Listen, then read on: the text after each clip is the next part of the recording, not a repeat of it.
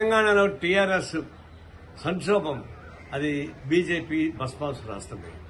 ఎప్పుడైతే బీజేపీ పక్కన ప్రాంతీయ పార్టీగా చేస్తే దాన్ని అంతం చేసేంత వాళ్ళు నిద్రపోరు. అది అభయహస్తం అనుకుంటాం కానీ అది బస్పాసు రాష్ట్రం అనుభవించింది. టీఆర్ఎస్ ఎప్పుడైతే బీజేపీకి అనుకూల పద్ధతిలో పరోక్షంగా ప్రత్యక్షంగా పాల్గొందో దాని సంక్షోభం స్టార్ట్ అయిపోయింది.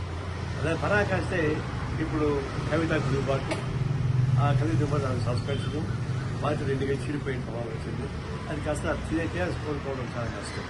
ఇది ఒకటే కాదు, ఏఐడీఎంకే మీద అదేవిధంగా అభయహస్తం పెట్టి అది బసవాస్తం మారిపోయి చీడిపోయింది.